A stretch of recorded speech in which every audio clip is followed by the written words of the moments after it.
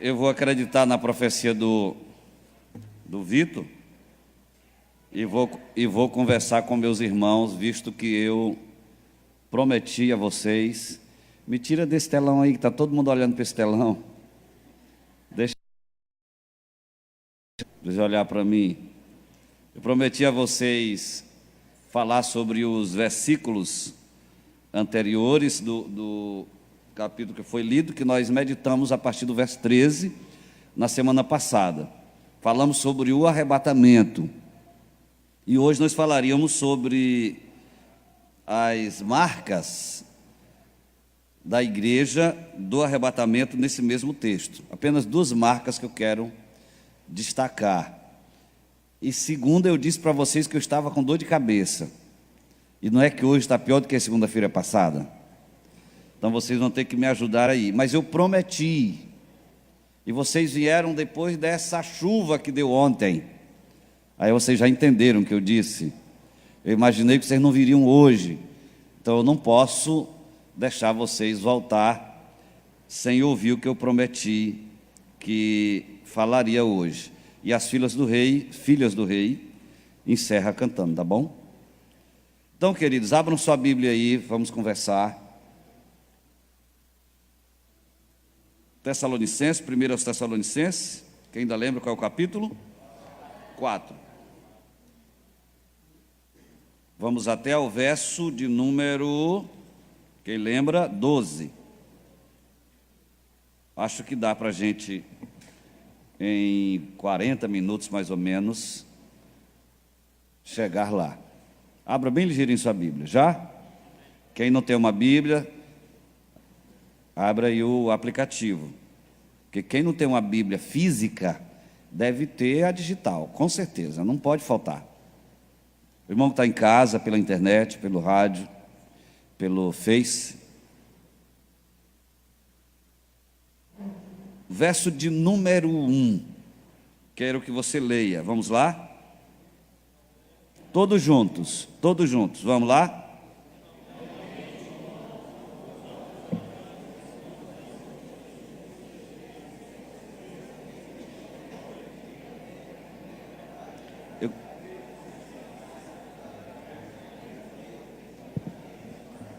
Eu quero pedir ao pastor Jairo que fique com o microfone, para na hora da igreja ler, ele lê também, para quem não tem a Bíblia no rádio ou na internet, não fique no vazio, porque quando vocês falam, o nosso sistema de som aqui ainda não resolveu esse problema para pegar a voz da igreja. Então, finalmente, irmãos, vos rogamos e exortamos no Senhor Jesus que, assim como recebeste de nós, de que maneira convém andar e agradar a Deus, assim andai, para que continueis a progredir cada vez mais. Vamos passo a passo. A primeira palavra é finalmente na corrigida. Eu não sei, não vi as outras. Como é que diz as outras? Igualmente? Finalmente também? Tudo é finalmente? Então, a expressão finalmente, ou essa palavra, finalmente, está marcando uma mudança importante no assunto da carta que Paulo está escrevendo. E sugere que Paulo vai concluir. É como se ele estivesse contando uma história, e ele está, e aí, quando ele chega na conclusão, ele diz, finalmente, irmão. Aí ele parte para a conclusão. Então, essa expressão finalmente indica que Paulo vai começar a encerrar a carta. Ele diz, finalmente, irmãos, rogamos e exortamos no Senhor Jesus. Então, na linguagem de hoje diz, e agora pedimos e aconselhamos em nome do Senhor Jesus Cristo. O que é que ele roga? O que é que ele pede? Ele pede que os tessalonicenses façam o que vinham fazendo, mas com mais intensidade. Que façam com maior vigor, façam com maior força. E o que é que eles vinham fazendo? Segundo o próprio texto diz, praticar aquilo que vocês receberam de nós. Olha o texto: finalmente, irmãos, vos rogamos e exortamos no Senhor Jesus, que assim como recebeste de nós, de que maneira convém andar, de que maneira convém agradar a Deus, assim andai, para que continueis a progredir cada vez mais. O que os Tessalonicenses recebem?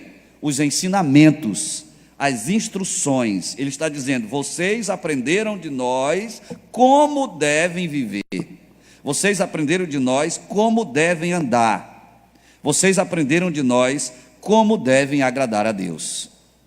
E ele está dizendo que, como eles aprenderam como devem andar, como eles aprenderam como devem agradar a Deus, ele quer agora que eles possam continuar progredindo ainda mais, crescendo ainda mais. Continueis a progredir cada vez mais.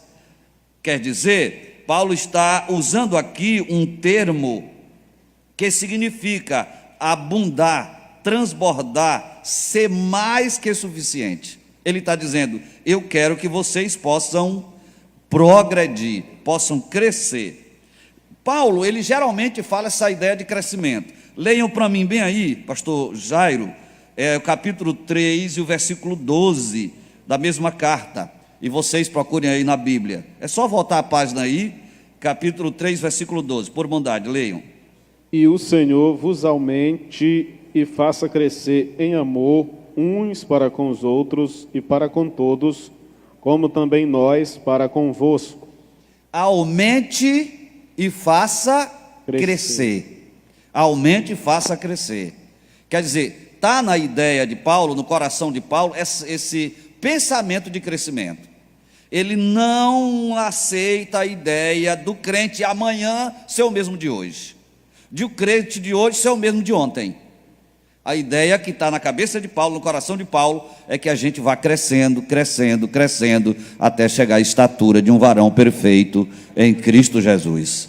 Amadurecendo. Não aquele crente, a mesma coisa durante décadas. Você encontra um irmão que é crente há 60 anos, ele é o mesmo crente velho daquela época.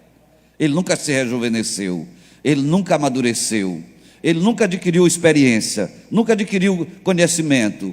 Ele não tem experiência pessoal com Deus. Ele é apenas um crente. Paulo disse não. E tem um outro texto que ele diz que era para desenvolver a salvação.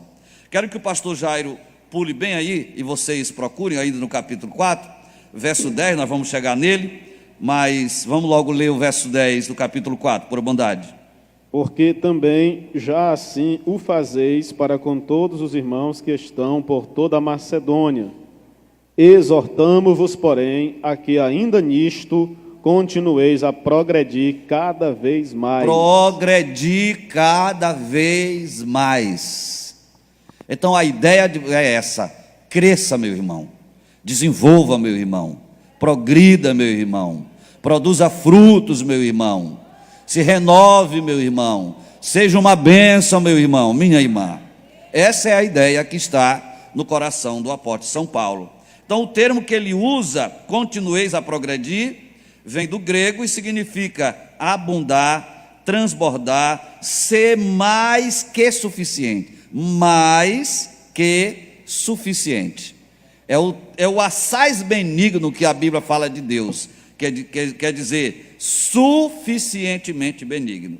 O progresso dos Tessalonicenses, por assim dizer, segundo Paulo aqui, era excessivo, ou seja, era transbordante das riquezas de Cristo, tendo atingido um nível elevado. O que Paulo está dizendo é que os Tessalonicenses cresceram, que atingiram um nível elevado, de forma que a essência do pedido de Paulo é que os Tessalonicenses deviam continuar fazendo assim, como ele diz, fazendo assim o quê? Assim como vocês aprenderam de nós, que vocês continuem aprendendo, mais e mais intensamente, crescendo para a glória de Deus e louvor da sua majestade. Nunca voltando atrás. Qual é a ideia de Paulo? É que a gente vá crescendo de tal forma que nunca venhamos dar motivo de escândalo para o evangelho do Senhor, mas motivo de que o nome de Deus seja glorificado na nossa vida. Amém? Então olhe para o seu irmão e diga assim: cresça, meu irmão, mas cresça mesmo, cresça espiritualmente, abunde na graça do Senhor nosso Deus, se renove a cada manhã, nunca envelheça espiritualmente, não deixe que o pecado te envelheça, mas que você seja renovado cada manhã na graça de nosso Senhor e Salvador Jesus Cristo. Vamos para o verso de número 2, leiam bem alto, todos juntos, número 2. Porque vós bem sabeis que mandamentos vos temos dado pelo Senhor Jesus. O número 2, na linguagem de hoje, diz assim: porque vocês sabem quantas instruções demos a vocês da parte do Senhor Jesus. Olhe bem para cá, que agora o que eu vou dizer não está aí na sua Bíblia. Irmão, nós estamos aqui há 29 anos. Antes de mim teve o pastor Boaventura. E antes do pastor Boaventura teve mais 8 pastores. E comigo tem vários pastores. Alguns que já não estão mais conosco, porque já partiram mesmo para a eternidade, como Pedro Alves, pastor Chaves, e outros que foram para outros campos de trabalho. Nós estamos aqui com todo o empenho, e é isso que deixa a gente doente. É quando a gente sabe que chega um salafrário com o nome de pastor, ele nunca foi pastor, nunca foi chamado para ser pastor, e atrai alguns irmãos que viram as costas para a liderança, como se a gente não estivesse aqui.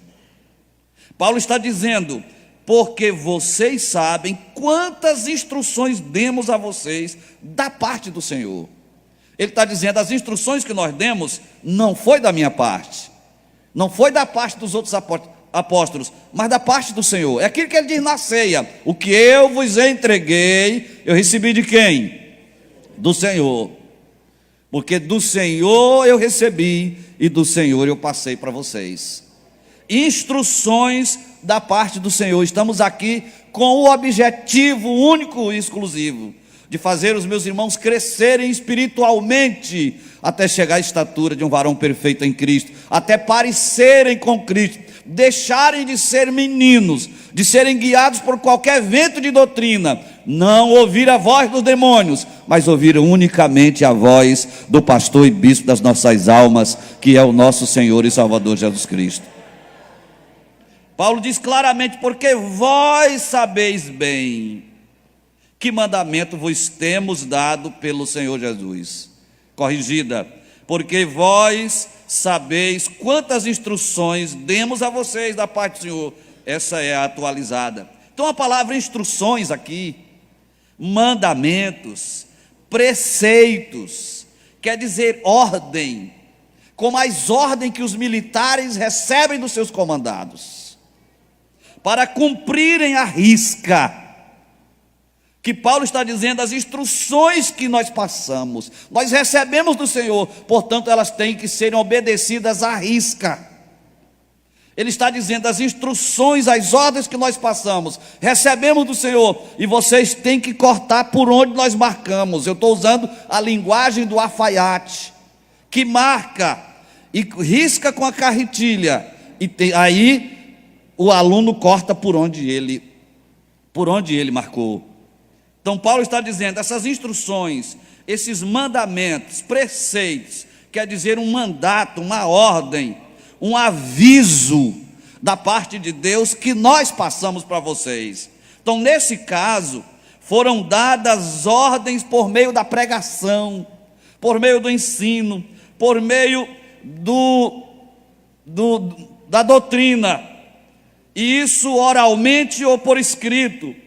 A forma verbal originalmente significa transmitir um anúncio de um para outro. Quer dizer, eu recebi do Senhor o que eu vos entreguei. Ele está dizendo que eu vos entreguei, eu estou só passando. Eu recebi e passei para vocês. É uma ordem do nosso general dos generais que eu estou passando para vocês, como soldados de Cristo, para ser obedecido à risca. Louvado seja o nome do Senhor. Então está dizendo, nós estamos incumbindo vocês, exortando vocês, para que vocês obedeçam essas instruções que nós passamos recebendo diretamente do Senhor. Então são ordens, repito, como as ordens dos militares, que estavam seladas com a autoridade do próprio Senhor Jesus Cristo e exaltadas estas ordens pelo soberano da vida, que é o Rei dos Reis e Senhor dos Senhores. Eu passei a vocês essas instruções, e vocês sabem quantas instruções nós passamos. Isso é o significado do versículo número 2. Vamos para o verso 3, e ele vai falar taxativamente uma das principais ordens. Verso 3, leiam, por bondade, todos. Porque esta é a vontade de Deus, a vossa santificação, que vos abstenhais da prostituição. 4, que estão ligados. Que cada um de vós saiba possuir o seu vaso em santificação e honra. Esta é a vontade de Deus. Qual é a vontade de Deus aí? A vossa santificação. Vamos repetir? Esta é a vontade de Deus. Qual é a vontade de Deus? A vossa santificação. Que vos abstenhais de quê? Da prostituição. E cada um de vós saiba possuir o seu vaso em santificação. E honra. Ore, meus irmãos, Paulo vivia numa sociedade, olhe para cá que o que eu vou dizer agora não está aí, onde o pecado sexual era comum e aceitável. Ontem o congresso de jovens ali no Alto Alegre falou sobre avivamento urgente numa sociedade líquida. Sociedade que toma a forma da água. Se você botar água num copo, ela toma a forma do copo. Se botar numa garrafa, ela vai tomar a forma da garrafa. Se botar num bule, numa bacia, o recipiente que você colocar a água, essa água vai tomar a forma. Aí Paulo vem dizendo, não tomem a forma do mundo. Romanos 12, não vos conformeis com este mundo. Não tomem a forma desse mundo, porque vocês estão no mundo, mas vocês não são do mundo. Vocês são nação eleita, raça adquirida, sacerdócio real, noiva do Cordeiro de Deus, lavoura de Deus, povo de propriedade particular de Deus. Nós estamos aqui apenas de passagem. Esse mundo para nós é o deserto, não é lugar de morada, não é lugar de fixar as nossas estacas. Nós estamos apenas passando, estamos morando em barracas. E Paulo chama o nosso corpo de tabernáculo, de uma cabana, de uma barraca. O nosso edifício está nos céus e nós vamos caminhando para lá. Vamos caminhando para lá. Portanto, nós não podemos tomar a forma desse mundo. Não podemos parecer com ele. Não podemos desejar. Paulo vivia numa sociedade onde o pecado sexual era comum, era aceitável. Nós também vivemos nessa sociedade.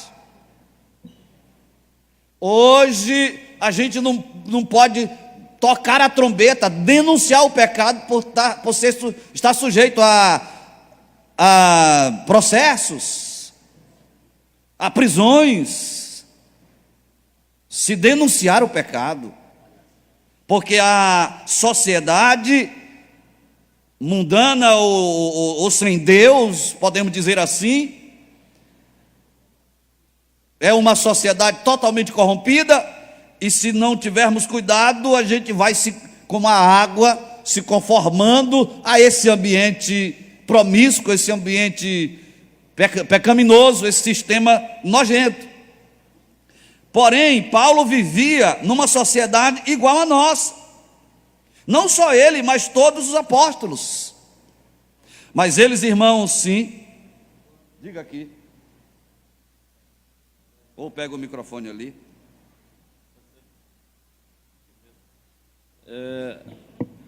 Era só uma observação fazer ao pastor e aos irmãos. É tão verdade que a sociedade era corrompida e imoral, que no capítulo 5 da carta aos Coríntios, os irmãos vão observar, um homem manteve relações com a mulher de seu pai e a igreja não se assustou com isso. Os irmãos aceitaram até, de certa forma, como algo normal. E Paulo ficou abalado com aquela situação, muito triste, tanto pelo que aconteceu também, como pela reação da igreja, que não foi dura, que não resistiu com a necessidade que Paulo queria. Um ato tão feio, tão vergonhoso, que não abalou aqueles irmãos como Paulo esperava. Então Paulo vivia numa sociedade assim, porém eles, os apóstolos, eles não transigiam com a verdade e a santidade de Deus, não negociavam. Eles não abriam mão da verdade de Deus, não abriam mão da santidade de Deus. Em outras palavras, eles não rebaixavam os padrões morais para acomodar esses padrões às ideias e tendências daquela sociedade. Eles não se conformavam com isso. Eles não se adequavam como a água se adequa ao recipiente. E como muitos irmãos hoje se adequam ou se conformam com o mundo, do jeito do mundo. Falam como o mundo, pensam como o mundo, negociam como o mundo, se relacionam da forma como o mundo se relaciona, se veste como o mundo, namora como o mundo, quer dizer, se adequa, se conforma com o mundo. E Paulo não negociava isso, não aceitava, não se acomodava a essas ideias, a essas tendências daquela sociedade pecaminosa. Então, sempre que se deparavam com baixos padrões morais em alguma igreja, eles repreendiam essa igreja, eles procuravam corrigir essa igreja. Considerando os padrões baixos da moralidade que prevalece nos nossos dias, nós precisamos também de pastores do tipo dos apóstolos, de dirigentes do tipo dos apóstolos, para proclamar a igreja a obedecer os padrões divinos, a não sair do trilho, a não sair do prumo da palavra, da linha da palavra, porque é esse prumo, é essa linha, são esses trilhos que vão fazer nós chegarmos lá na nossa terra prometida. Os que saírem desse prumo vão morrer pelo deserto, vão se perder, não vão chegar lá. E quem que está responsável por isso? Nós. Olha o que o Senhor diz lá na igreja de Pérgamo, e você conhece muito bem. Tenho, porém, o Senhor falando para o anjo, para o pastor, tenho, porém, contra você algumas coisas. Eu vejo o pastor perguntando: o que é, Senhor, que tu tens contra mim? Estão aí em seu meio os que sustentam a doutrina de Balaão, e você não repreende, o qual ensinava a Balaque a armar ciladas diante dos meus filhos de Israel, para que comessem coisa sacrificada aos ídolos e praticassem a prostituição. Eles estão aí no meio, são adúlteros, corruptos, são hereges, e você não os denuncia, e você não os corrige. Além disso, estão também aí em seu meio os que seguem a doutrina dos nicolaítas, Tenho, porém, contra você o fato de você tolerar essa imunda Jezabel. Essa imunda Jezabel que se declara profetiza, não somente ensina, mas ainda seduz os meus servos a praticar prostituição e a comer coisas sacrificadas aos ídolos. E você suporta. Eu tenho dito e vou repetir: não vai faltar profeta neste púlpito. Todas as vezes que eu vou pregar, eu digo: Senhor, põe no meu coração, na minha alma, nos meus lábios, os oráculos divinos, porque é minha responsabilidade tocar a trombeta aos seus ouvidos, para que você se corrija e possa ouvir o toque da trombeta de Deus quando Ele vier. O Senhor está dizendo: eu tenho contra você, que você transige com o pecado, você aceita, você se acomoda e acha e deixa como se fosse tudo normal, porque esta é a vontade de Deus, a vossa santificação, que vos abstenhais da prostituição, e que cada um de vós saiba possuir o seu vaso em santificação e honra.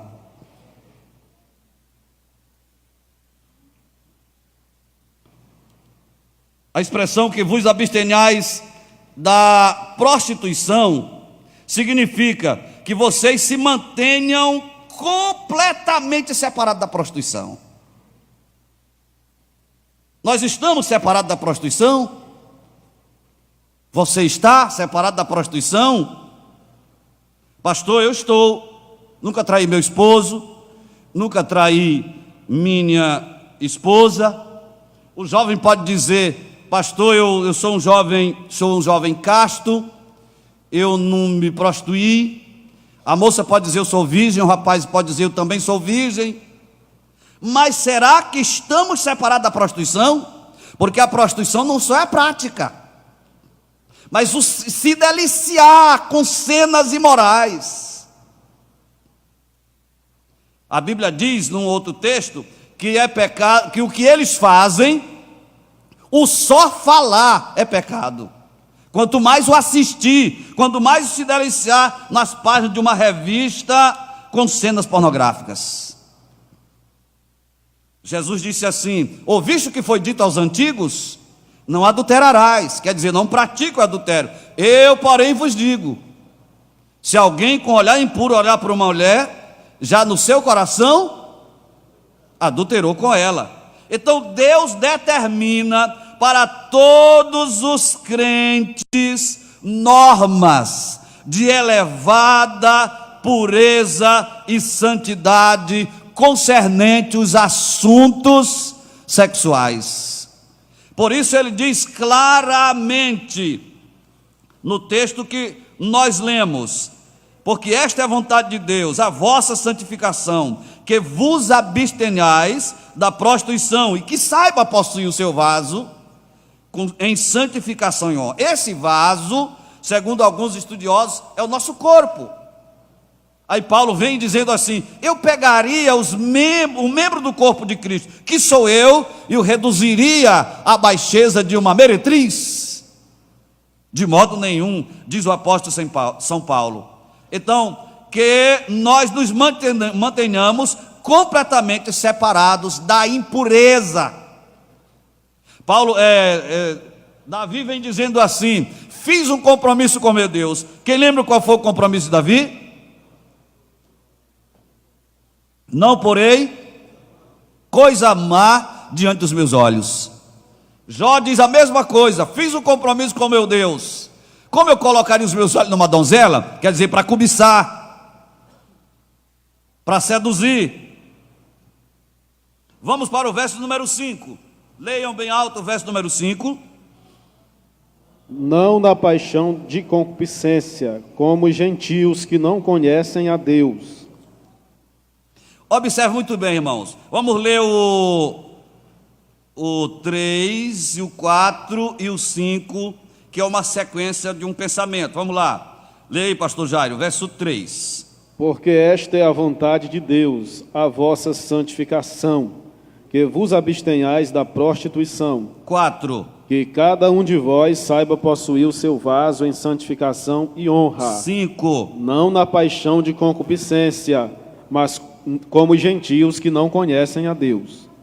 Saiba possuir o seu vaso com santificação e honra, não na paixão de concupiscência. A linguagem atualizada diz o quê? Desejo lascívia. Como é que diz aí? Lê o texto. Não com o desejo de lascívia.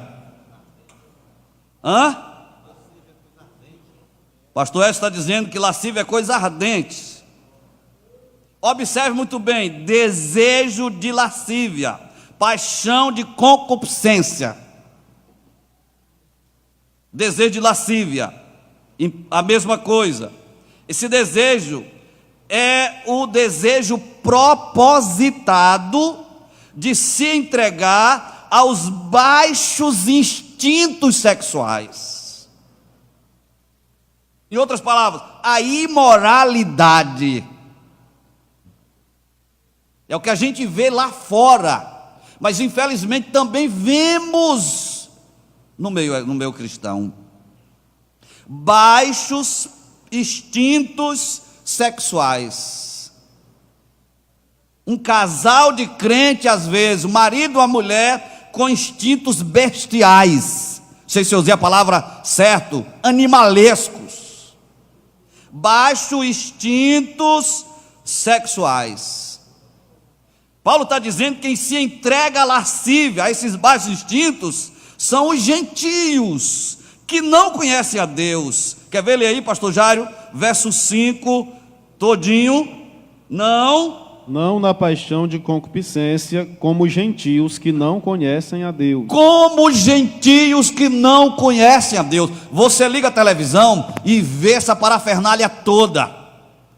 Lesbianismo, movimento gay, um homem com 2 ou 3 mulheres, uma mulher com, já muito lá atrás, Dona Flor e seus 2 maridos, e o pai namorando a namorada do filho, o filho namorando a namorada do pai, pai com filhos, incestos chamados, e que até o PT estava, como é que diz, propondo isso, essa questão de quebrar o tabu do incesto, diz que é um tabu, que o pai tem mesmo que se envolver com a filha, o filho tem que se envolver com a mãe. Isso é besteira. Por que a mãe não pode, desculpa a expressão, transar com o filho? Por que o filho a filha não pode transar com o pai? Desculpa a expressão mais uma vez. Isso são para os gentios que não têm Deus, mas nós somos a igreja do Deus vivo. Nós somos diferentes. Nós temos o Espírito de Deus. Ou não temos? Temos ou não temos o Espírito de Deus? Quem tem o Espírito de Deus, levante a sua mão e dê um brado de glória. Não como os gentios que não têm a Deus. Não na paixão, desejo de lascívia, como os gentios que não têm Deus. Paulo está dizendo: como é que eu vou me comportar como os que não têm Deus, se eu sou o santuário do Espírito Santo? Igreja, não dá para entender alguém vivendo como o mundo, dizendo que é a igreja. Santidade interna, ela aparece externamente, porque a santidade ela vem de dentro para fora, é trabalhada no homem interior, consertando o caráter, consertando a personalidade, ajustando tudo, aí aparece no homem exterior, em forma de palavras, em forma de gestos, em forma de vestimentas, em forma de relacionamento, em forma visível. Nós somos o santuário do Espírito de Deus, e isso aparece aqui por fora, no raposo externamente. E os demônios, quando se apresentam, quando nós chegamos no ambiente, eles sabem que aquele homem de fora está construído por dentro. Louvado seja o nome do Senhor.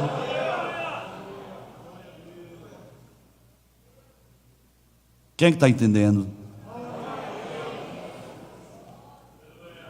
Não na paixão de concupiscência, como os gentios, que não têm esperança, que não conhecem a Deus, desculpem. Então, o desejo propositado de se entregar aos baixos instintos. Oh, meus irmãos, meus jovens, como é que eu desejo, como é que eu ponho um desejo? Que eu tomo o propósito de me entregar, pego o controle da televisão e saio procurando lixo. Ou então no celular, ou no tablet, ou na internet, fuçando lixo, revirando lixo. Um desejo propositado. Um deslize é uma coisa, mas um desejo propositado é outra totalmente diferente. Paulo está dizendo que isso não pode ocorrer de modo algum. Olhe, queridos, o que separa o cristão do pagão, o que separa o que conhece a Deus do que não conhece a Deus, é uma vida de intimidade com Deus, é uma amizade com Deus. O que vai fazer nós sermos diferentes é nós sermos amigos de Deus. Quando nós estamos queimando por dentro, avivados na alma, nós não vamos aceitar o pecado. O pecado vai bater na nossa porta e nós não vamos abrir. Nós vamos dizer não, porque eu estou cheio do meu Deus, eu estou cheio da sua palavra, eu estou cheio da sua graça, eu estou cheio da sua glória. Não abro a porta, porque eu sou o santuário da morada do Altíssimo. Se eu tenho intimidade com Deus, eu não vou viver como os gentios. Olha o que diz o Salmo 79, 6. Derrama o teu furor sobre nações que te não conhecem, e sobre os reinos que não invocam o teu nome. Esse salmo está dizendo que Deus quer que todos nós o conheçamos e prossigamos em conhecer o nosso Deus, o Senhor. Quanto mais nós conhecemos a Deus, mais santos nós ficamos. Quanto mais nós conhecemos a Deus, mais nós nos aproximamos dele. Quanto mais nós conhecemos a Deus, mais nós o amamos. Quanto mais nós conhecemos a Deus, mais temos prazer de ficar na sua presença. Quanto mais nós conhecemos a Deus, mais o glorificamos, mais o exaltamos. Porque quando nós descobrimos a beleza e a glória de Deus, nós não queremos sair da sua doce presença. Conheçamos e prossigamos em conhecer a Deus.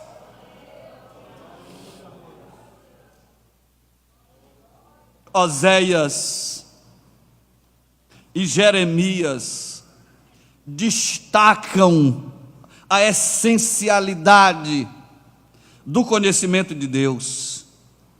Ele diz: o meu povo foi destruído porque lhe faltou conhecimento, visto que te esquecestes da lei do teu Deus, também eu me esquecerei dos teus filhos.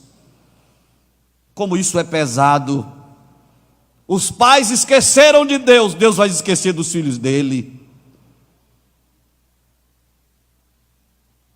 Oséias ainda diz: porque eu quero misericórdia e não sacrifício. Eu quero conhecimento de Deus mais do que os holocaustos. Jeremias diz: de veras o meu povo está louco, já me não conhece. São filhos loucos e não têm inteligência. Sábios são para fazer o mal, mas não são sábios para fazer o bem.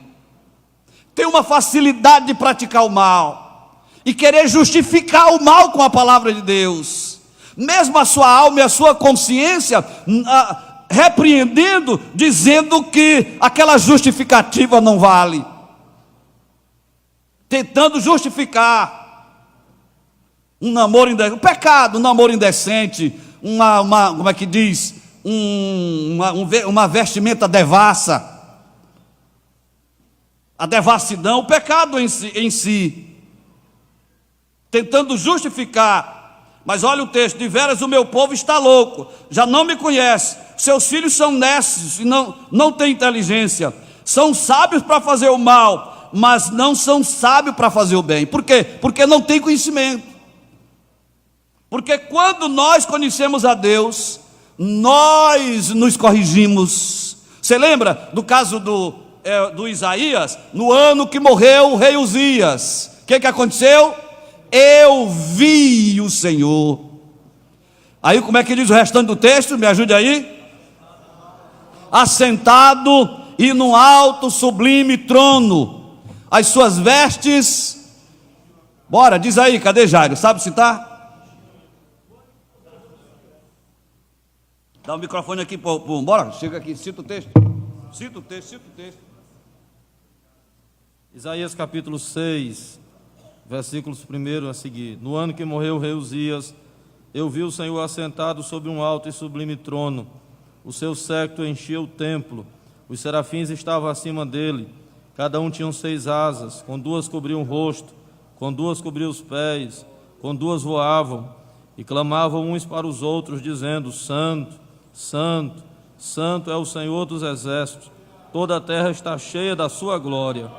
Os umbrais das portas se moviam com a voz do que clamava, e a casa se enchia de fumaça. Então disse eu: ai de mim, que vou perecendo, porque eu sou um homem de lábios impuros, e habito no meio de um povo de impuros lábios, e os meus olhos viram o Rei, o Senhor dos exércitos. Mas um dos serafins voou para mim, trazendo na mão uma brasa viva, que tirara do altar com uma tenaz. Com ela tocou a minha boca e disse: eis que isto tocou os teus lábios, a tua iniquidade foi tirada, e purificado o teu pecado. Você viu isso? Como é lindo isso, quando ele tem uma visão de Deus, que ele se enxerga pecador, ele reconhece que é impuro. E quando nós temos essa visão de Deus, temos conhecimento de Deus, nós reconhecemos essa nossa fragilidade, clamamos por misericórdia, como ele clamou: ai de mim, eu vou perecer, sou um homem de lábios impuros, um homem que habita no meio de um povo também impuro, e os meus olhos viram o Senhor, eu vou perecer, ai de mim. Mas quando o homem se quebranta e vê a sua miséria, vê a sua desgraça, vê o seu pecado, o Senhor o purifica, porque Ele é um Deus de amor e de misericórdia. Nós precisamos conhecer o Senhor, e é por isso que o texto diz: não na paixão da concupiscência, como os gentios que não conhecem a Deus. Nós conhecemos, irmãos, nós somos os servos de Deus. Vamos para o verso 6 para a gente começar a encerrar. Leia bem forte o verso 6. Ninguém oprima ou engane seu irmão em negócio algum, porque o Senhor é vingador de todas estas coisas, como também antes vos dissemos e testificamos. 7. Verso 7. Porque não nos chamou Deus para a imundícia, mas para a santificação. Acompanhe aí, eu peguei a atualizada, a nova atualizada, para o verso 6 e diz: e que nesta matéria, na linguagem de hoje diz que neste assunto. Que matéria é essa? Que assunto é esse? Assunto da impureza, assunto da lascívia, assunto da concupiscência. Ele está dizendo: nessa matéria ninguém ofenda ou defraude o seu irmão, ninguém engane o seu irmão. Sabe qual foi a imagem que me veio na mente quando eu estava lendo hoje à tarde esse versículo e pesquisando sobre ele? Atente muito bem, de alguns crentes devassos, que com a sua devassidão, procura hipnotizar ou enganar a outros. E me desculpe, mas eu fui lá para a avenida, em pensamento, e vi lá na avenida dos meus pensamentos, aqueles crentes, ou principalmente aquelas crentes, que se vestem tão devassamente, que a gente não tem condição de olhar, está oprimindo o irmão, está oprimindo o outro, está oprimindo o descrente, que diz, não é possível, essa crente. Meus irmãos, eu preciso dizer para você, que nós somos a igreja do Cordeiro, nós somos a noiva do Cordeiro, nós somos santos. Não estou falando de doutrina, vamos dizer assim, teologia de alfaiate, mas estou falando que a igreja tem que se vestir decentemente, tem que parecer com servos e servas de Deus, e aqui eu estou dizendo por ordem do Senhor. Ninguém oprima o seu irmão nesse assunto. A moça que namora com o rapaz e desvia o rapaz, a gente geralmente bota a culpa nele, mas às vezes é ela que desvia ele, e às vezes é ele que desvia ela. Nesse assunto, nessa matéria, ninguém ofenda seu irmão, não defrauda seu irmão, porque contra essas coisas, como antes já havíamos testificados, o Senhor é vingador. E o verso 7, pois Deus não nos chamou para a impureza. Para que foi que Deus nos chamou? Ah, mas isso tem que ser bradado, gritado. Para que Deus nos chamou? Para a santificação. Mais uma vez, para que Deus nos chamou? Para a santificação. Então seja você um santo, seja você uma santa, porque o Senhor já te lavou com o seu sangue derramado na cruz.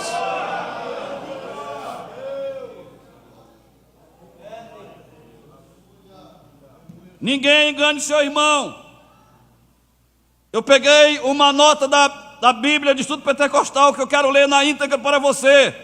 A imoralidade sexual de um cônjuge prejudica o outro, seja ele crente ou não. Enganar, do grego pleonecto, significa ultrapassar o certo, transgredir, exceder. Todo tipo de relacionamento sexual fora do casamento, além de pecaminoso, constitui terrível ato de injustiça contra outra pessoa. O adultério viola os direitos do outro cônjuge. Intimidades sexuais antes do casamento arruinam a santidade, arruinam a castidade, estabelecidas por Deus para o gênero humano, destroem a pureza, destroem a virgindade, que devem ser conservadas para o casamento. Em outras palavras, tanto Paulo como essa nota está dizendo, nós somos o povo santo, nós somos a nação eleita, o povo adquirido, e portanto estamos no mundo, mas não somos daqui. E se não somos do mundo, nós não podemos nos conformar com o mundo como a água se conforma com o recipiente. Quem é que está entendendo? Eu encerro com o verso 8. Leia o verso 8 aí, pastor Jairo. Portanto, quem despreza isto, não despreza o homem, mas sim a Deus, que nos deu também o seu Espírito Santo. Me atira em pedra, me atira em pedra, desliga o rádio, desliga a internet, me atira em pedra, lê de novo, Jairo, isso aí. Portanto, quem despreza isto, não despreza o homem, mas sim a Deus, que nos deu também o seu Espírito Santo. Que está dito aí, que aqueles que rejeitam a instrução do apóstolo sobre a santificação e sobre a pureza, não está rejeitando Paulo, está rejeitando o próprio Deus, pois ele disse, essa instrução, essa ordem, esse mandamento que eu estou passando, eu recebi do Senhor.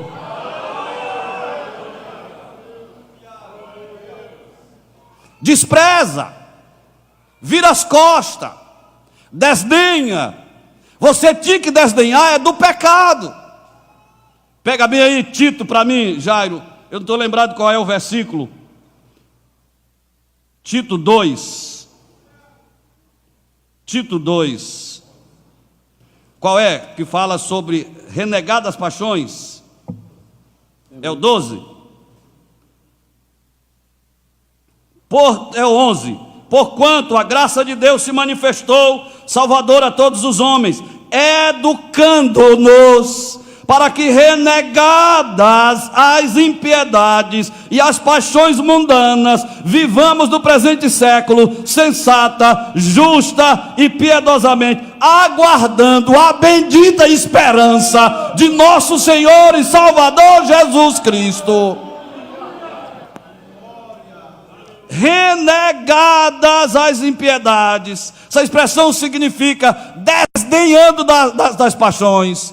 Ei, pecado, não quero nada a ver contigo. O diabo fica rouco de fazer sua propaganda, mas eu não dou nem ouvido, porque eu tenho uma mercadoria melhor, que é o evangelho, que é a multiforme graça do meu Deus. É do pecado que nós temos que desenhar, e não das instruções do apóstolo. Ele está dizendo claramente, vou repetir: portanto, quem rejeita estas coisas, que coisas? Essas instruções, não rejeita o homem, mas rejeita a Deus, que também vos dá o seu Espírito Santo. Para dizer amém, desconsiderar a admoestação de Paulo é resistir deliberadamente ao Espírito Santo e à pureza que ele deseja. Não podemos de modo algum desconsiderar, mas abraçar, mas aceitar a palavra de Deus, internalizar na nossa alma, no nosso coração, e deixar que ela gere em nós a semente da vida eterna, a unção do santo. Todos os que ao mundo ou dentro da igreja rejeitam a verdade e têm prazer na iniquidade serão abandonados por Cristo. Quando os crentes fiéis forem arrebatados para encontrar com o Senhor, todos que no mundo lá fora ou aqui dentro da igreja rejeitam a verdade, essas instruções, serão abandonados por Ele. Não vos conheço. Quem é que o Senhor vai conhecer? Aquele que tem intimidade com Ele, aquele que tem um pacto com Ele. Verso 8, verso 9, pastor Jair, só lendo, que não dá mais tempo. Verso 9, acompanha aí, meu irmão, na sua Bíblia. Verso 9, bem forte. Quanto, porém, ao amor fraternal, não necessitais de que se vos escreva, visto que vós mesmos estáis instruídos por Deus, que vos ameis uns aos outros. Já somos santos, já estamos puros, já estamos lavados, agora nos amamos uns aos outros em Cristo Jesus. Verso 10. Porque também já assim o fazeis para com todos os irmãos que estão por toda a Macedônia. Exortamo-vos, porém, a que ainda nisto continueis a progredir. Que nos amemos mais e mais e mais. mais. Verso 11. E procureis viver quietos e tratar dos vossos próprios negócios e trabalhar com vossas próprias mãos, como já vos temos mandado. E eu não preciso nem falar sobre isso. Trabalhar com as mãos significa dizer, não pegar no do alheio. O alheio é alheio, fica lá, deixa lá, não é seu. Verso 12, para dizer amém. Para que andeis honestamente para com os que estão de fora, e não necessiteis de coisa alguma. Aí no verso 13 ele começa aquele assunto lindo, que ele coloca essas duas características, essas duas marcas, santidade e amor fraternal, para poder esperar a vinda de Jesus. Verso 13. Não quero, porém, irmãos, que sejais ignorantes acerca dos que já dormem. Pode ler, pastor. Para que não vos entristeçais como os demais, que não têm esperança. Continua. Porque se cremos que Jesus morreu e ressuscitou, assim também aos que em Jesus dormem, Deus os tornará a trazer com Ele.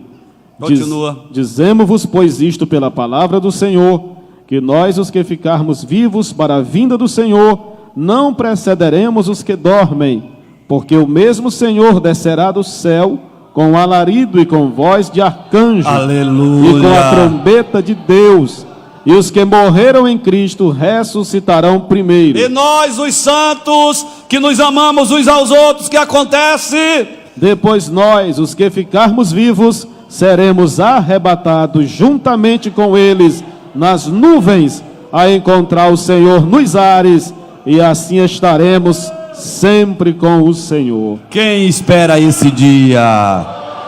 Aleluia! Glória a Deus. Curve a sua cabeça, feche os seus olhos. Meu Deus, aleluia. Preguei a tua palavra. O que eu podia fazer, eu fiz.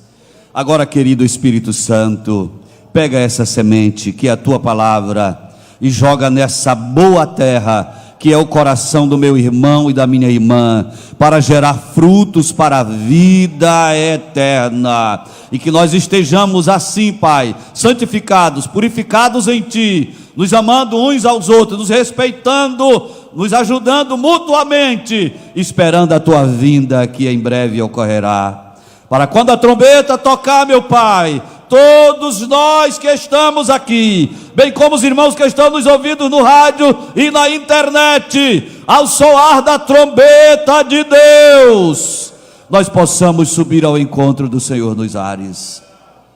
Atende a nossa oração, meu Pai, em nome de Jesus. Você pode dizer amém? Valeu a pena? Filhas do Rei. Depois do hino a gente já encerra.